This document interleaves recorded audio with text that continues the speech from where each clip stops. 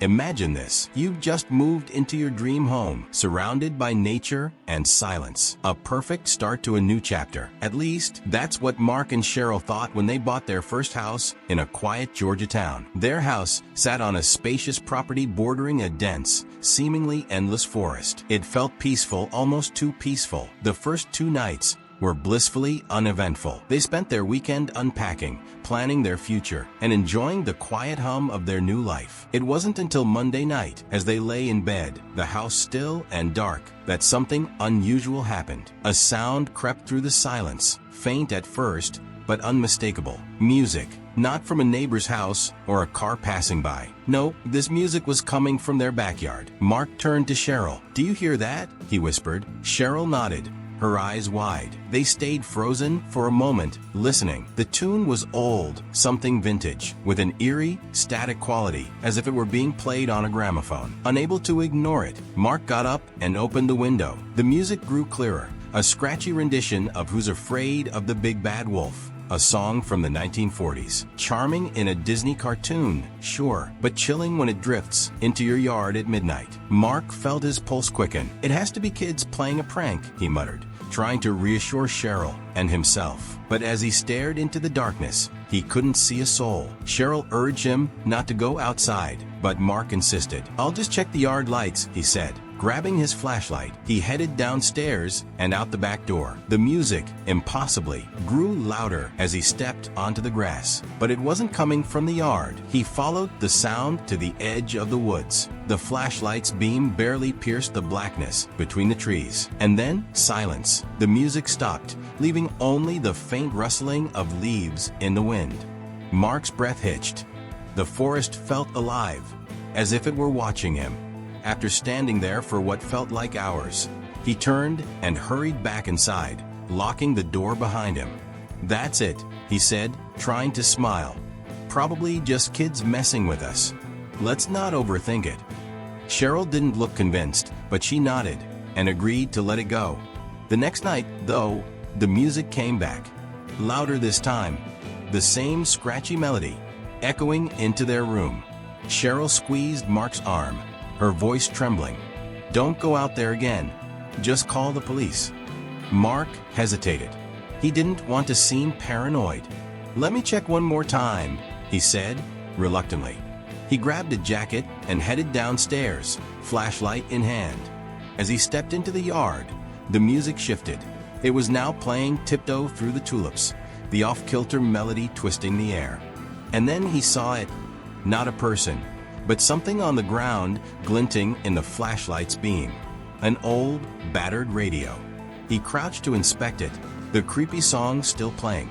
Mark clicked it off and picked it up by the handle, staring back toward the house, where Cheryl was watching from the window. "Someone left this here," he shouted to her, lifting the radio as evidence.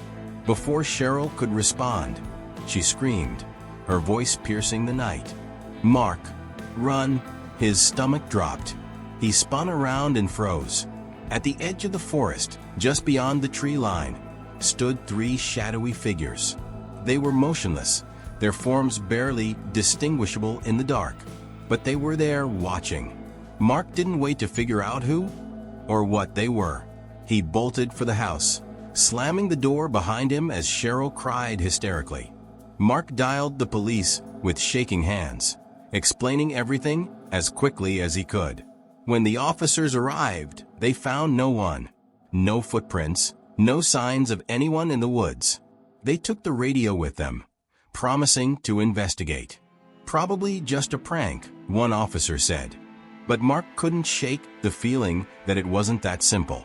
Since that night, the music hasn't returned, but neither Mark nor Cheryl feels safe. They still live in the house, but the forest no longer feels peaceful. It feels alive, as if something is waiting just beyond the trees. Would you stay? Or would you leave, knowing something might be watching? Moving into your first home is supposed to be a milestone, a moment of pride and independence. For Ryan, it was exactly that, at least for the first few days. He had worked hard to save up for his new house, a modest 2-story place on a quiet suburban street. It wasn't fancy, but it was his. After years of living with his insomniac father, who had a habit of pacing up and down the stairs all night, Ryan was finally looking forward to peaceful, uninterrupted sleep.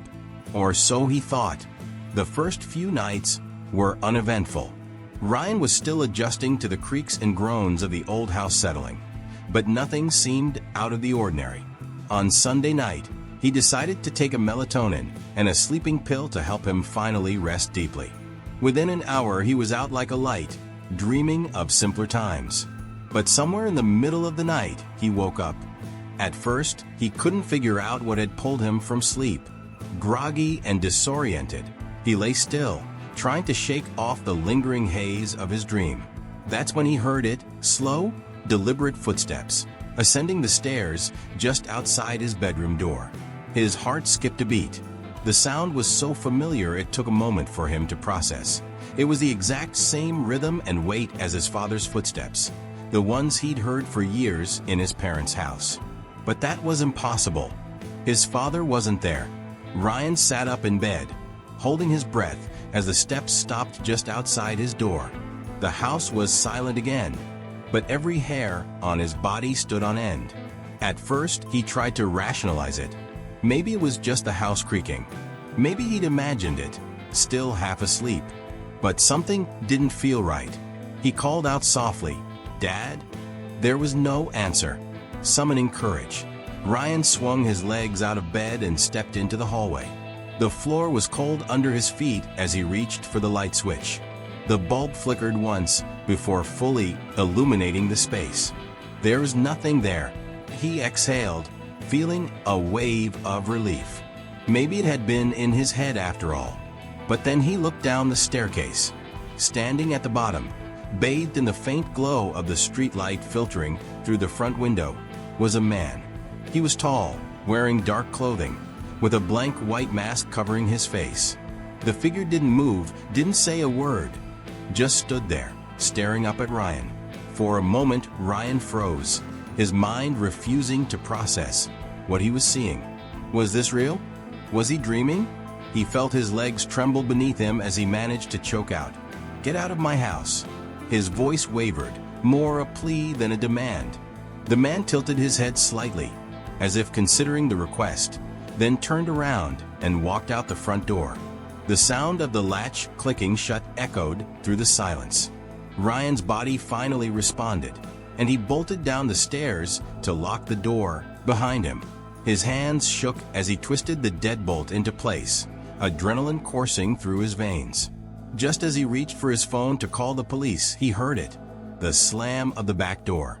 There wasn't just one intruder. There were two. Ryan's heart pounded as he grabbed a kitchen knife and pressed himself against the wall, phone in his other hand. He called his father first, instinctively seeking comfort.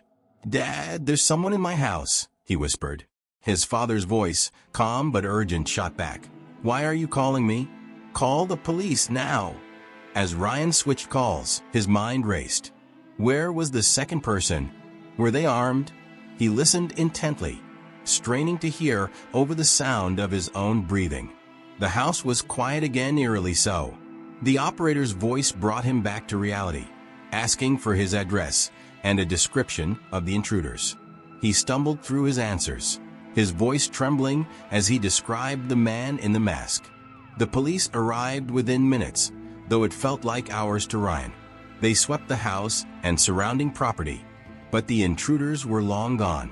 Nothing had been stolen, no evidence left behind, just an unlocked window in the kitchen where they had broken in. As the officers asked him questions, Ryan struggled to make sense of what had happened. Why had the man walked away without confrontation? What had they been after? The only thing more unsettling than their presence was the lack of any clear motive. The next day, Ryan installed extra locks on every door and window. He slept with a knife on his nightstand, his ears tuned to every sound the house made. But even with these precautions, he couldn't shake the feeling that they might come back. And every so often, late at night, Ryan swears he hears the creak of footsteps on the stairs, deliberate, slow, and impossibly familiar.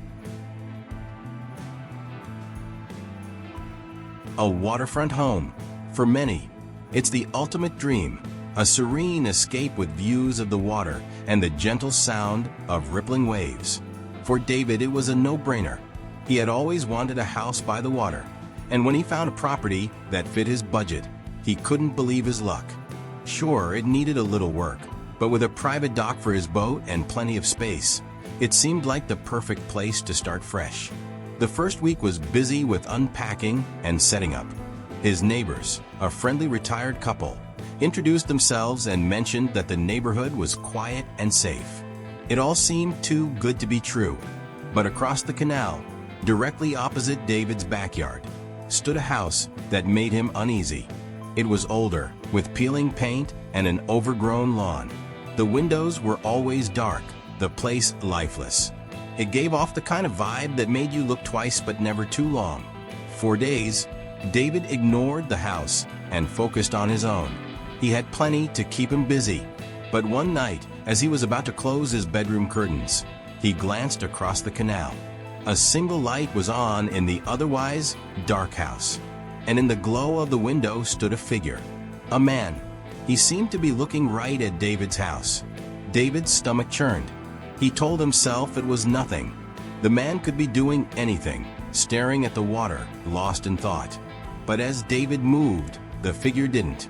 He just stood there, a motionless silhouette against the dim light. David closed the curtains quickly and tried to shake it off. He didn't sleep well that night. The next evening, David was in his backyard, planting grass seeds, when he felt the prickling sensation of being watched. He turned, and there he was again, the man in the window. This time, their eyes met. There was no question now. He was watching David. A chill ran down his spine.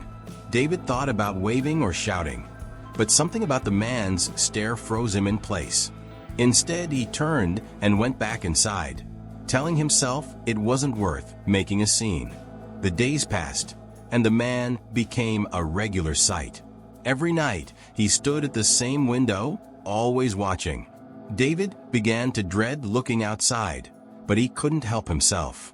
Each time, the man was there, like a statue in the decaying house across the canal. He told his friends about it during a boat ride one weekend. "He's probably just lonely," one of them said. "You should go say hi."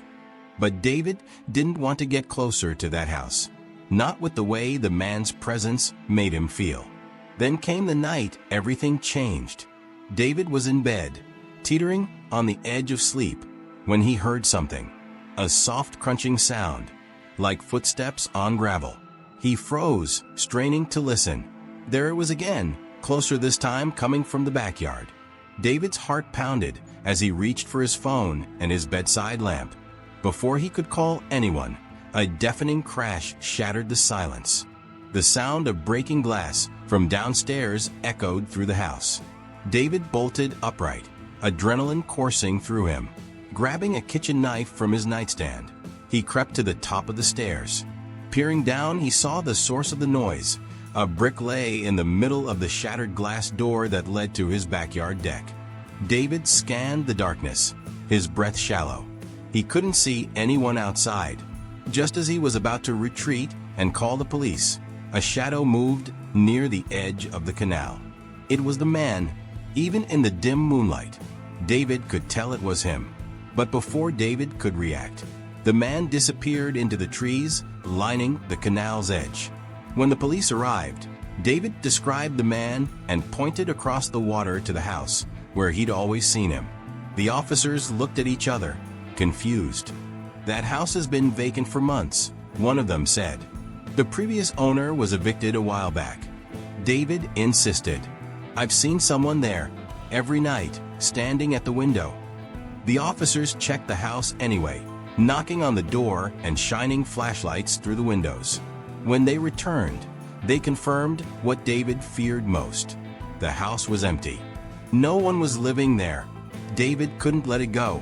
The next morning, while the police car parked outside his house for reassurance, he crossed the canal and walked to the old property. The front door was locked, but the back door, to his surprise, was open. It creaked loudly as he stepped inside. The house was just as lifeless as it had appeared. Dust blanketed the furniture, and cobwebs clung to every corner. But as David moved through the empty rooms, he felt it, that prickling sensation of being watched. From upstairs came a faint creak, like someone shifting their weight on old wood. David froze, his eyes darting to the staircase. He wanted to leave. Every instinct screamed at him to get out, but he couldn't resist. He had to know. As he placed a foot on the first step, a loud thud echoed from above. It was enough. David bolted, leaving the house as fast as his legs would carry him. When he reached his home, he locked every door and window and called the police again. But by the time they arrived, whoever or whatever had been in that house was long gone. David installed cameras around his property the next day. Since then, the man hasn't appeared again. But every so often, late at night, when David glances across the canal, he swears he sees a flicker of light in the empty house. And sometimes, just for a second, the faint outline of a figure in the window.